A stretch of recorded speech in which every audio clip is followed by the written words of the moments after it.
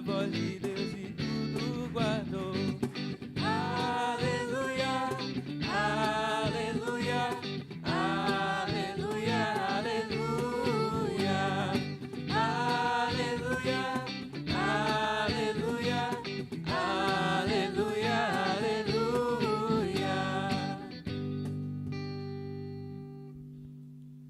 O Senhor esteja convosco. Proclamação do Evangelho de Jesus Cristo, segundo Marcos.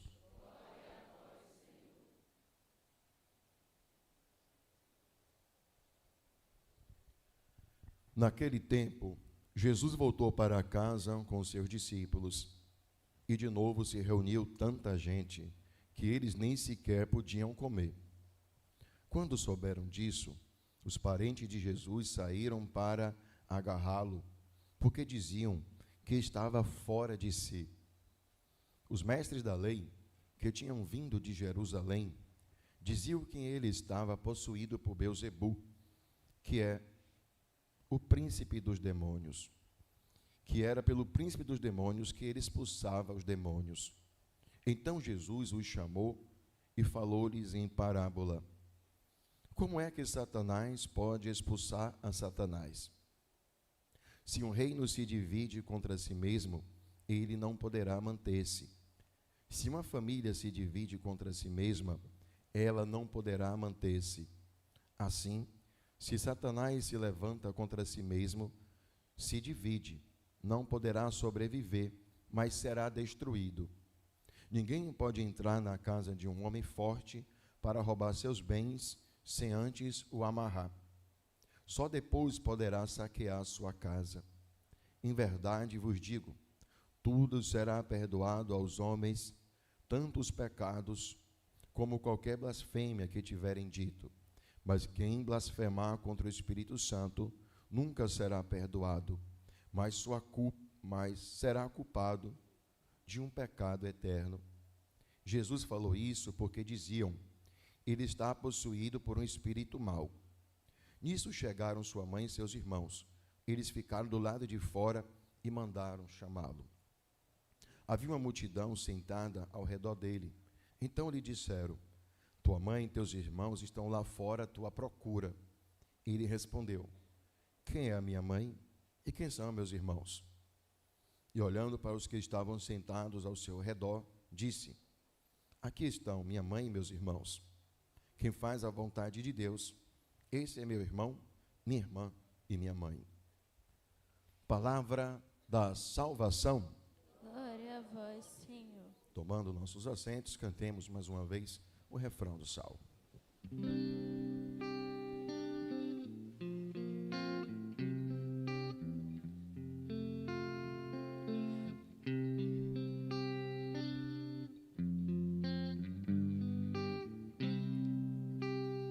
No Senhor toda graça e redenção. No Senhor toda graça e redenção. No Senhor toda graça e redenção. Louvado seja nosso Senhor Jesus Cristo. O padre está todo confuso aqui com esse óculos que é só para perto. E o padre esqueceu o óculos em casa. Queridos filhos, o Senhor vem nos exortar quando nós escutamos o que aconteceu aqui narrado em Gênesis. O Senhor, ele pergunta a Adão: onde estás?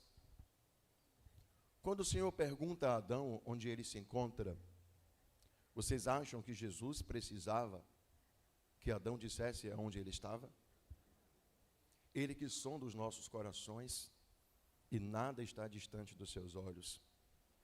Quando o Senhor pergunta para Adão: onde está? Ele está dando uma oportunidade para que Adão retorne para ele se arrependa dos seus pecados e diga: estou aqui, sujo, te desobedeci, me sinto envergonhado.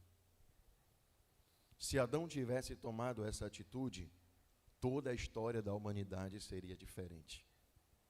Tudo seria diferente. Mas Adão se esconde. Será que existe algum lugar que possamos nos esconder de Deus? A nossa atitude, quando erramos, é nos esconder, fugir, fazer de conta que não é conosco, fazer cara de paisagem. E quando o Senhor interroga ele, ele não diz: pequei. Ele diz: a mulher que tu me destes é a culpada pelo que eu fiz. A mulher, sabendo que Deus é o Criador, novamente culpa Deus ao dizer: não foi a serpente, ela me enganou. Nós sabemos que as más conversações corrompem os bons costumes. E quem para ouvir a Satanás é por ele enganado. Não adianta eu querer me libertar da pornografia e ficar com o celular na mão, olhando o que não deve, abrindo acesso a Satanás para me oferecer aquilo que a minha carne está desejando no momento. Quem quer se libertar, foge. São Padre Pio diz: herói não é quem enfrenta o pecado, herói é quem foge do pecado. E devemos fugir de situações de pecado. O problema é que o próprio inimigo, ele nos traz uma ilusão de pensarmos que seremos fortes. Não, eu sou forte, eu estou com Deus, eu só vou olhar isso aqui. Não tentarás o Senhor teu Deus. Por isso, se evita o primeiro gole, se evita a primeira olhada, se evita o primeiro desejo, porque aquilo que nós alimentamos cresce em nós. A cilada acontece é porque nós sempre nos achamos fortes. Não, aí abrimos a boca para falar só isso. Daqui a pouco já vomitou isso. A nossa intenção foi apenas dizer aquilo. Mas nós devemos ser atentos, vigilantes e percebermos que somos fracos. Ah, se Adão tivesse pedido perdão ao Senhor. Ah, se Adão tivesse reconhecido o seu pecado. Mas até hoje, parece que nós carregamos esse defeito de sempre procurar um culpado para os nossos erros. A culpa é do padre.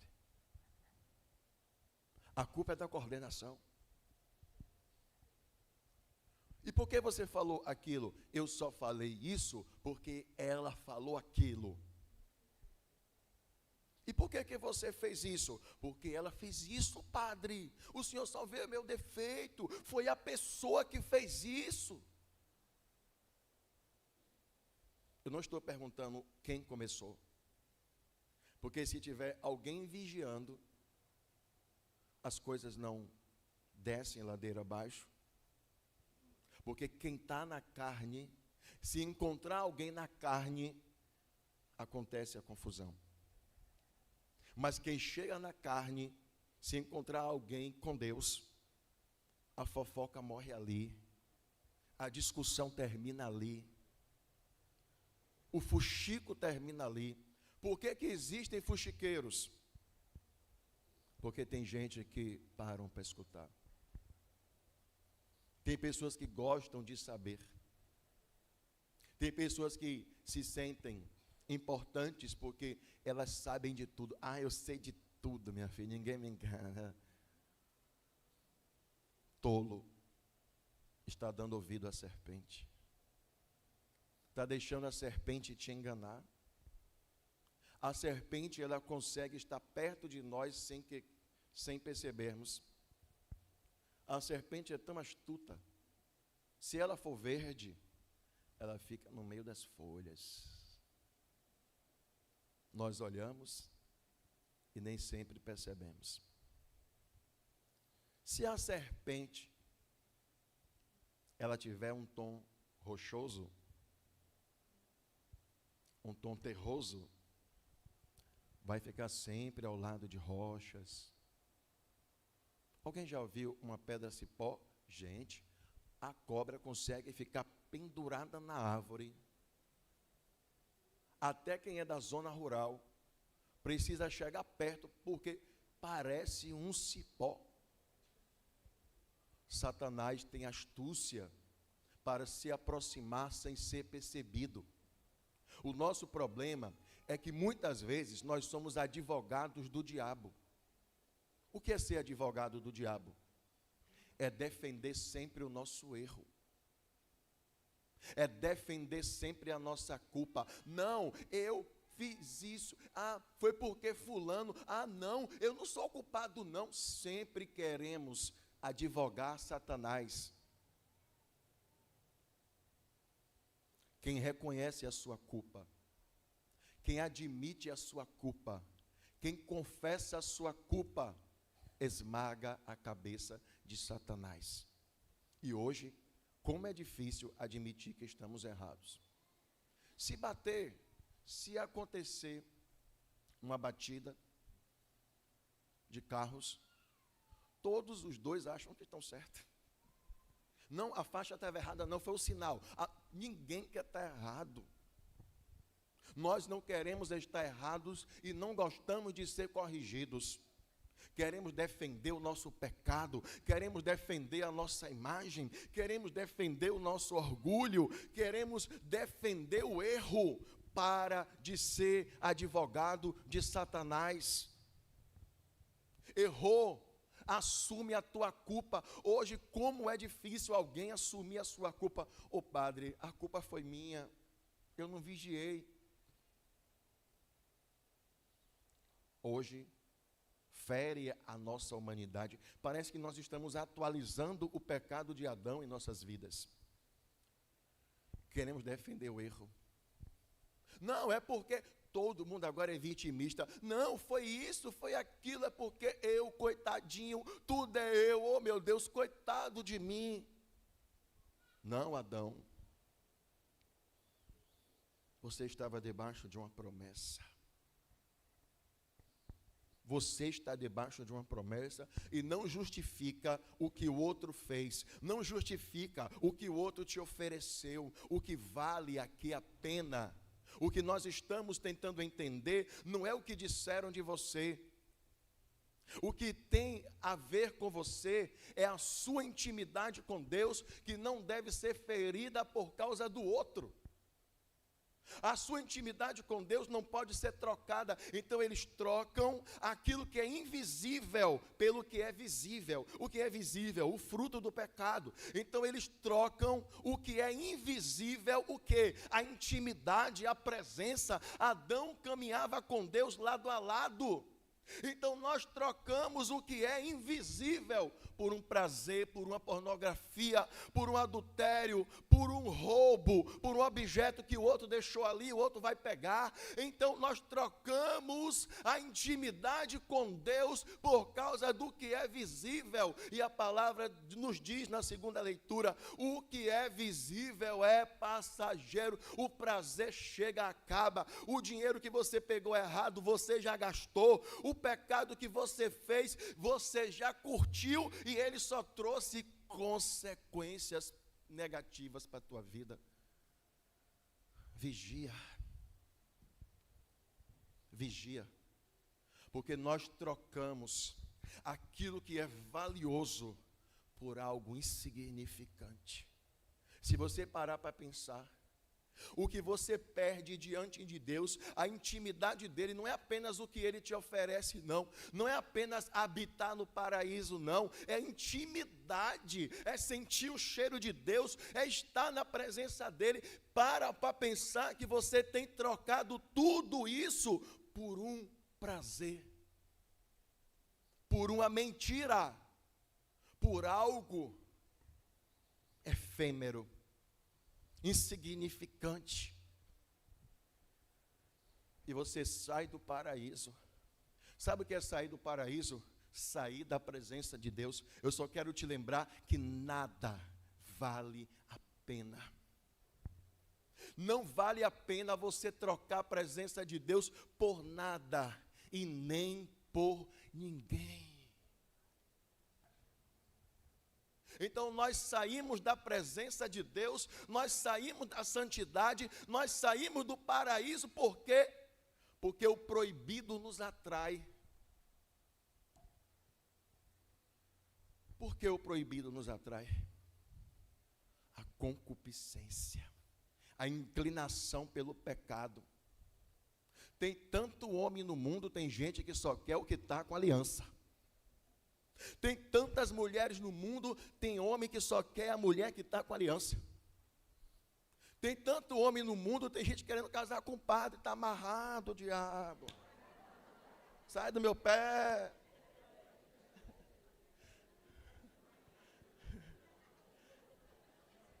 Vocês gostam, né?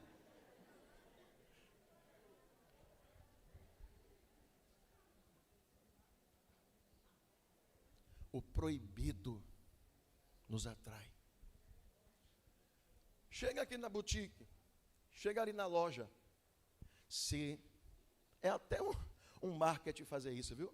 Pega um objeto, coloca assim, ó, reservado. É o que todo mundo quer, gente. Porque não pode.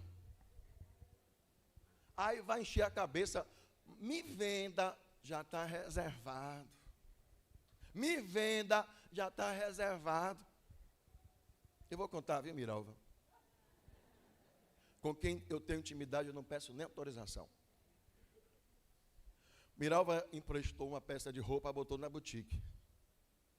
Para chamar atenção. Uma peça pessoal. Só porque não podia vender. Porque é de Miralva. É a única peça que todo mundo quer comprar. Aí Miralva, para acabar, botou lá o preço de um vestido usado, de chita, R$1.500. Ninguém quer mais.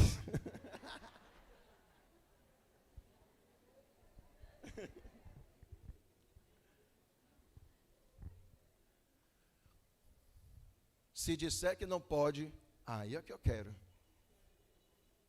Esse bolo só vai comer amanhã. Esse bolo pode comer hoje. Ah, eu quero é esse. Ô, criatura, é a mesma coisa. Só que o daqui, eu fiz para comer em casa. Eu fiz de uma forma menor. O daqui é para levar para a cantina. Então, eu fiz de uma forma maior. Ah, eu quero esse. Porque esse daqui parece que é mais gostoso. O proibido é mais gostoso. Pode ser gostoso. Mas as consequências não são. Pode ser saboroso, mas o nível de destruição não compensa. Olha para quem está do seu lado e diz assim, não compensa. Diz assim, não troca a tua intimidade. Olha para quem está do seu lado e diz, não troca a intimidade. Diz assim, cheio de autoridade, com o dedo na cara, não compensa. Antônio tirou até remela do olho de Aninha aqui agora. Não compensa.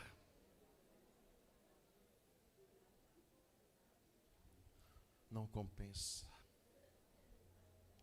E quando nós não estamos bem, nós perseguimos quem está bem.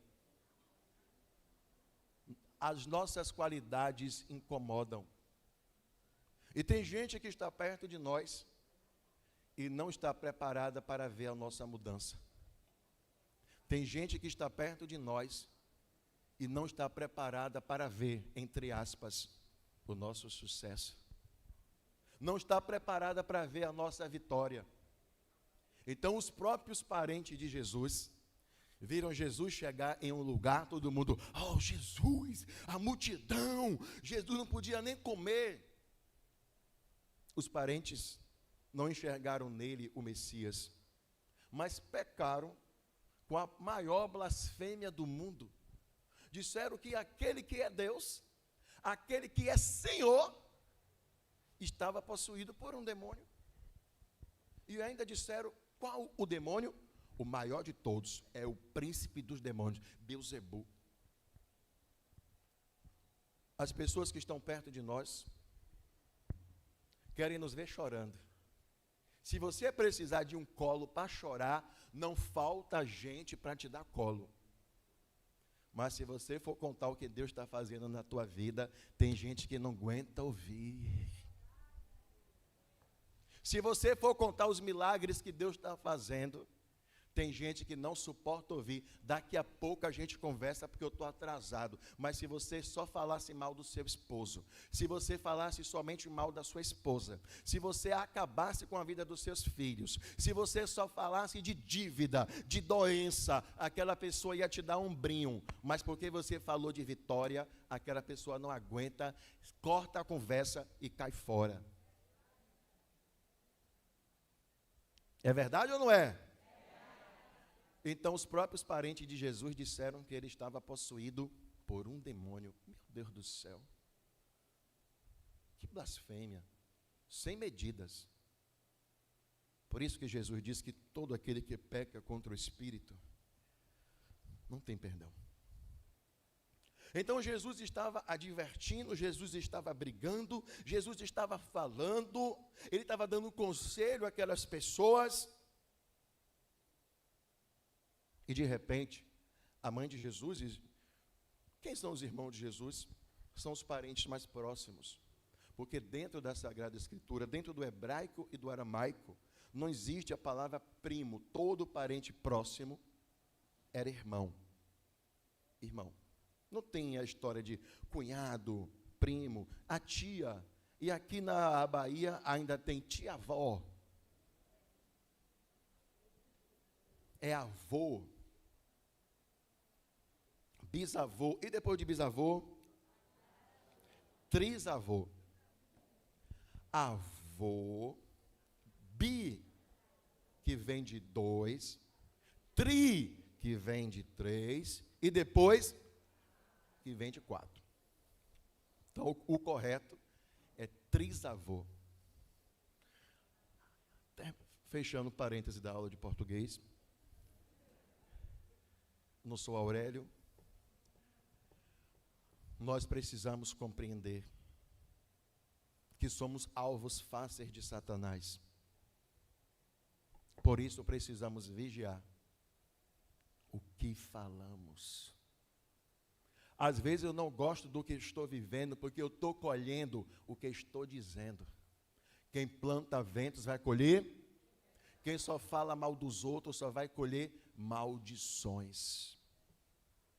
Quem só enxerga o que o outro tem de pior, acumula em si o que tem de pior. Quem enxerga o bem que o outro tem, multiplica o bem que já tem.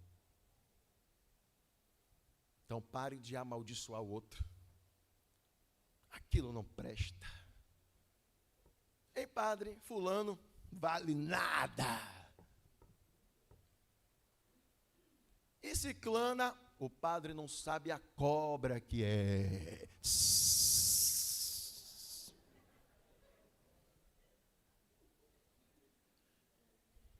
Sabe por que isso? Às vezes acontece um defeito na projeção e acabamos enxergando no outro aquilo que existe em nós. Ladrão não confia no outro. Fofoqueiro acha que todo mundo é fofoqueiro. Mentiroso não confia em ninguém. E falso não é amigo de ninguém, porque ele pensa que todo mundo é igual a ele. Projetamos no outro aquilo que sabemos de nós. Peçamos a Deus misericórdia, peçamos a Deus clemência, e o padre vai encerrar a homilia, que daqui a pouco tem vassoura para todo mundo lá fora. Louvado seja nosso Senhor Jesus Cristo. De pé professemos a nossa fé. Creio